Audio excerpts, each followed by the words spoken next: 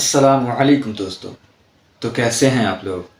دوستو آج بھارت کی تاریخ کا بہت ہی اہم ترین اور خاص دن ہے، کیونکہ اس نے آج چندریان 3 کے مشن کو لانچ کر دیا ہے اور پورے ایشیا کے اندر چائنا کے بعد ایسا دوسرا ملک بن گیا ہے جو کہ اسپیس ریس، جسے پوری دنیا کے اندر صرف ترقی یافتہ ملک ہی افورڈ کر سکتے ہیں، اس کے اندر اپنا نام شامل کروا لیا ہے۔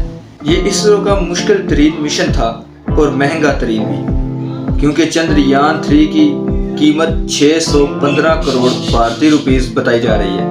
اس مشن کو لے کر بھارتی سائنسدانوں پر بہت زیادہ پریشر بھی تھا، کیونکہ آپ سبھی لوگ جانتے ہی ہیں کہ بھارت پہلے بھی چندریان 1 اور 2 کے اندر ایک بار فیل ہو چکا ہے، لیکن ہمارے لیے اہم ترین سوال یہ ہے کہ بھارت تیسری بار بھی چاند پر کیوں جانا چاہتا ہے، کیونکہ وہ ابھی بھی ان ملکوں میں سے ایک ہے جو کہ ابھی ترقی کر رہے ہیں، نہ کہ پہلے سے ترقی یافتہ ہے۔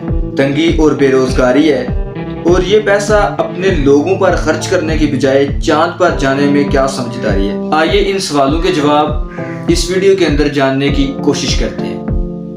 دوستو اسپیس مشن جو کہ پرسنلی طور پر مجھے بھی بہت پسند ہے، لیکن میری ان پر ہمیشہ نظر رہتی ہے، لیکن اگر بات ہو اپنے پڑوسی کی تو اس پر تو سبھی کی نظر ہوتی ہے کہ اس کی کامیابی اور ناکامی کا اثر آپ کے خیالات پر بہت خوب پڑتا ہے۔ سب سے پہلی بات کہ چاند زمین سے 3,84,400 کلومیٹر دور ہے، اور بھارت اپنی اکانومی کے ساتھ ساتھ ایک بڑے ویژن کے ساتھ اپنی ارننگ سورس کو بھی بڑھانا چاہتا ہے، اور بھارتی ایجنسی کو بھی جو کہ ہر سال اتنا بڑا بجٹ دیا جاتا ہے کہ آخر وہ بھی ناسا کی طرح کامیاب ہو کر پیسے کمائیں۔ اب یہ ارننگ سورس کیسے ہو سکتا ہے؟ اس کے لیے آپ یہ سمجھ لیں کہ کسی بھی ملک کی سیٹلائٹ کو لانچ کر کے کوئی بھی ملک اچھا خاصا پیسہ چارج کرتا ہے۔ مثال کے طور پر پاکستان چائنا کے ذریعے اپنے سیٹلائٹ کو چاند پر بھیجتا ہے تو اچھے خاصے پیسے وصول کرتا ہے۔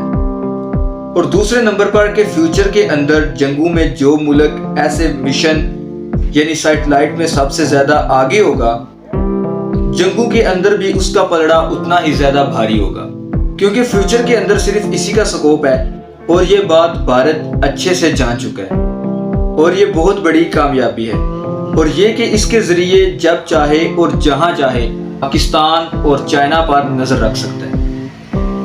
بس یہی وجہ ہے کہ تیسری بار بھارت کو چندریان 3 مشن نے اپنی طرف کھینچا۔ دوستو چندریان 3 کو چاند کے ساؤتھ پول، جہاں سورج کی روشنی کبھی پہنچتی ہی نہیں ہے، وہاں لینڈ کروایا جائے گا۔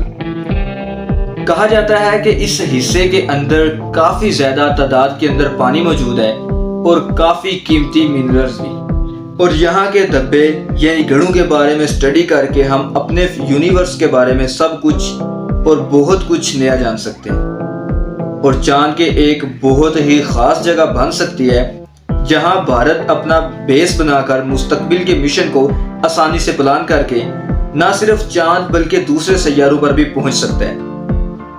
چندریان 3 کے اندر کافی ساری تبدیلیاں کی گئی ہیں۔ مثال کے طور پر اس کا وزن کم کیا گیا ہے، اور اس کی مشینری کو بہت ایڈوانس بنایا گیا ہے، اور لینڈنگ لیگز کو بہت ہی مضبوط مٹیریل کے ساتھ بنایا گیا ہے، جو کہ بہت ضروری ہے، اور چندریان 2 میں یہ سب نہیں تھا، جس کی وجہ سے وہ فلاپ ہو گیا۔ تو جب بھی کوئی آبجیکٹ چاند کی سطح پر لینڈ کرتا ہے تو اس کا انجن کا بہت بڑا اس کے اندر ہاتھ ہوتا ہے۔ اس کے اندر بھارت کی سب سے بڑی کامیابی یہ ہے کہ اس نے اس کے اندر ایک ایسے آلات کو بھیجا ہے جو کہ ایکزو پلانٹس یعنی وہ سیارے جن کے اندر انسانی زندگی ممکن ہے، اس کو تلاش کر سکتا ہے۔ آج اگر بھارت اس کے اندر کامیاب ہوتا ہے تو وہ اپنے اگلے مشن گگن یان سے اپنے ایسٹرونائٹ کو چاند پر بھیجنے کی تیاری پہلے ہی سے کر چکا ہے۔ باقی آپ اس بارے میں کیا سوچتے ہیں؟ اپنی قیمتی رائے کا اظہار کمنٹ سیکشن میں ضرور کیجیے گا۔ تو آئی ہوپ کہ آپ کو یہ ویڈیو ضرور پسند آئی ہوگی، اور اگر آپ اسی طرح کی انٹرسٹنگ ویڈیو دیکھنا اور سننا پسند کرتے ہیں تو چینل کو سبسکرائب کریں۔ Thanks for watching this video. اب ہم ملتے ہیں اسی طرح کی نیو انٹرسٹنگ ویڈیو میں، تب تک کے لیے اپنا بہت سا خیال رکھیے گا۔ اللہ حافظ۔